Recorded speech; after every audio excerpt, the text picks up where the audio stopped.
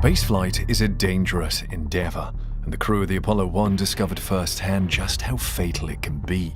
Apollo 1 was meant to be mankind's first mission to land a man on the moon, but its very first crew suffered a terrifying fate before they even left the launch pad. What went wrong with Apollo 1, and how did the terrifying events of January 27, 1967 change NASA's approach to space exploration? We've got all the details. Stick with us as we unravel one of the darkest days in American history. Apollo 1 was meant to be the first crewed test flight to reach orbit and bring NASA one step closer to landing a man on the moon. The service module, tagged AS-204, was designed to test launch operations, communications, ground tracking, and other performance specs aboard the module. Depending on the outcome of this test, the Apollo 1 mission would then receive the green light to begin its mission to the moon in February of 1967. The members of the first Apollo crew were selected in January of 1966 after an extensive selection process with over 2,000 applicants. In the end, NASA's then Director of Flight Crew Operations, Deke Slayton, appointed Gus Grissom, a veteran pilot of the United States Air Force and an accomplished astronaut, being the second American to have flown in space not once but twice. He was assisted by Ed White, a fellow Air Force veteran, aeronautical engineer, and seasoned astronaut, having flown in NASA's Gemini 4 mission. They were joined by the third pilot, Don Isley, a veteran Air Force pilot and rookie astronaut. The three were expected to take part in the test flight, but Don Isley dislocated his shoulder during a weightlessness training session, which left him unable to fly. In hindsight, Isley's dislocated shoulder saved him from what was to be a terrifying test flight accident. He was replaced by Roger Chaffee, a former naval officer and young astronaut. Initially, NASA had intended to fly the first Apollo mission in a joint space rendezvous project with the final Gemini 12 mission, which was scheduled to take place in November of 1966. But due to delays in making the Apollo 1 module fully operational with docking capabilities, the window for launch to rendezvous with Gemini 12 became untenable. This led to the crew test flight being shifted from November 1966 to February 1967. With the Apollo 1 space module being the biggest and most advanced piece of space technology at the time, it came with a lot of complexities in terms of engineering and practical performance. The crew expressed their concerns about the complexity of the space shuttle and the problems constantly being faced by the engineering team.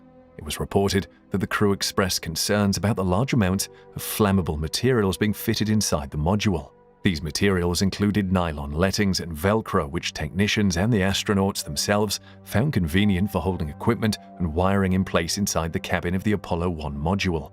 The Apollo spacecraft program office manager, Joseph Shea, gave the okay after the module was delivered by the manufacturing contractor North American Aviation. It was later reported that Joseph Shea gave the order for all flammable materials to be removed from within the cabin of the Apollo 1 module, although it appeared the command never reached the manufacturers as the materials were left within the spacecraft.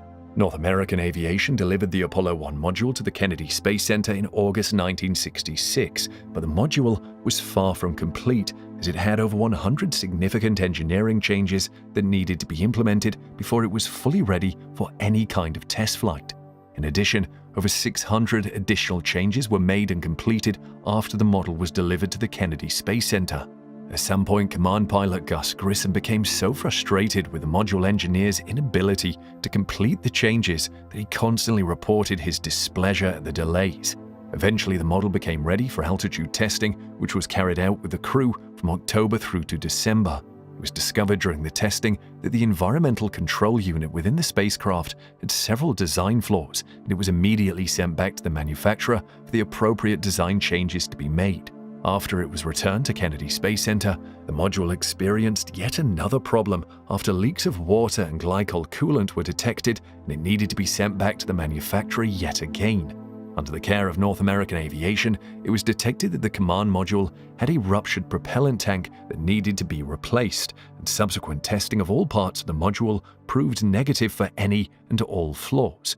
With all technical and engineering issues fixed, the Apollo 1 module completed a successful altitude chamber test on December 30th, after which the module was moved to its launch vehicle on the Saturn IB launch pad on January 6, 1967. Less than a month before its scheduled launch date in February, the Apollo 1 module was scheduled to carry out a plugs-out test, which was aimed to determine if the spacecraft would function properly with unsimulated internal power. This test will show if the spacecraft was finally ready for launch, but no one expected what would happen next. The test itself was relatively straightforward and was considered non-hazardous because the launch module itself was not loaded with fluid or cryogenics, and all explosive bolts and hot dog mechanisms were disabled. It was expected to be so safe that no medical personnel were on site in the event of an emergency.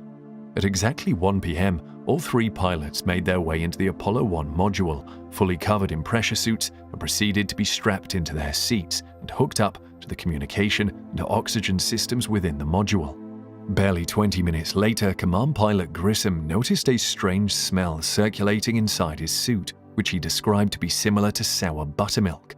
The entire simulation was put on hold while all 3 crew members proceeded to exit the module, and air samples were taken to investigate the origin of the strange smell. Something else has just come up. I'm trying to get an answer on it now. The engineering team later concluded that no smells could be detected, and a simulation resumed shortly after. 3 minutes after the countdown for the simulation started at exactly 2:42, the Apollo module's hatch installation began. The hatch for the Apollo was made up of 3 distinct parts: a detachable inner hatch which was located inside the cabin, followed by a hinged outer hatch which constituted the spacecraft's heat shield, and finally the outer hatch cover, which constituted the boost protective cover, protecting the entire module from aerodynamic heating during launch.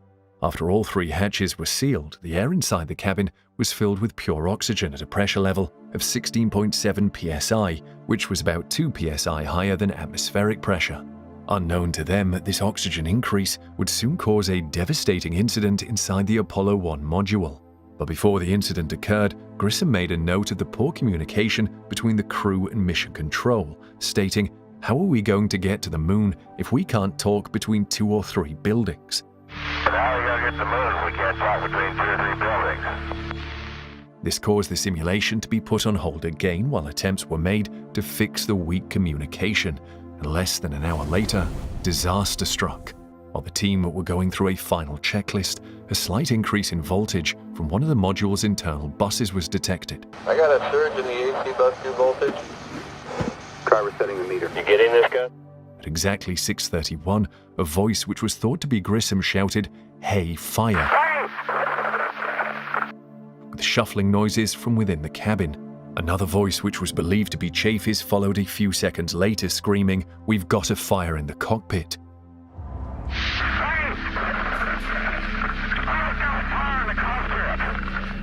This was followed by approximately 6.8 seconds of silence, after which distorted voices were heard saying, "They're fighting a bad fire. Let's get out. Open her up. We've got a bad fire. Let's get out. We're burning up." Or, "I'm reporting a bad fire. I'm getting out." This was followed by cries of pain as the transmission went silent. Inside the module, the cabin had been engulfed in flames, fueled by high levels of pure oxygen within the cabin. The flames were so powerful, they ruptured the module's inner walls, making their way to the outer layer of the cabin and filling the launch pad. At this point, dense smoke, intense heat, and melting gas masks prevented the crew from reaching the release valve on the inner hatch. With the flames now tracking outside the cabin, the flames began to reduce with oxygen levels now down to normal. But then, unfortunately, this produced high levels of soot, smoke, and carbon dioxide, which now filled the astronauts' suits, which were melted at this point. Meanwhile, on the outside, the team battled to open the module, which took them 5 minutes to open all 3 hatches and finally reach the cabin inside. At this point, dense smoke and soot covered all visibility inside the cabin, and the team were unable to see the crew despite the cabin lights still being lit. As the smoke cleared, it revealed a truly horrifying sight. All 3 men had perished inside the cabin, with their spacesuits and life support systems melted. It appeared Grissom had removed his seatbelts and was attempting to open the hatch as he lay on the floor of the module. White had parts of his restraints melted off as he also tried to reach for the release valves, which didn't work as the cabin was still pressurized. Chafee was found still strapped to his seat, and it appeared he tried to establish a connection with mission control. It took well over 90 minutes to pull the bodies of the men out of the module as the burnt nylon had fused their suits together. After news of the devastating accident of the Apollo 1 crew, a massive investigation by Congress ran to figure out the cause of the fire. The investigation revealed that a momentary loss of power that spiked the module's internal voltage caused a spark from a silver-plated copper wire, which had its Teflon casing ripped, caused by the repeated opening and closing of an access door during testing. Coincidentally, the stripped copper wire ran near an ethylene and glycol cooling line, which had been prone to leaks. This is in addition to the flammable Velcro material lining a better part of the entire cabin that created the perfect situation for an accidental fire. Although all 3 astronauts had significant burns on their skin, the autopsy revealed that the real cause of death was asphyxiation due to carbon monoxide and soot poisoning, which filled their lungs quickly as the gas mask tube had melted off. Blame was passed around from the module's manufacturer, North American Aviation, to NASA and its use of pure oxygen and Velcro for such a high-pressure spacecraft. All 3 astronauts were honored with ceremonial funerals and medals of honor by both President Jimmy Carter and Bill Clinton, with their names permanently etched on the Space Mirror Memorial at Kennedy Space Center. Do you think NASA's to blame for the tragic events of January 27, 1967, or North American Aviation? Let us know in the comments below, and we'll see you in the next video.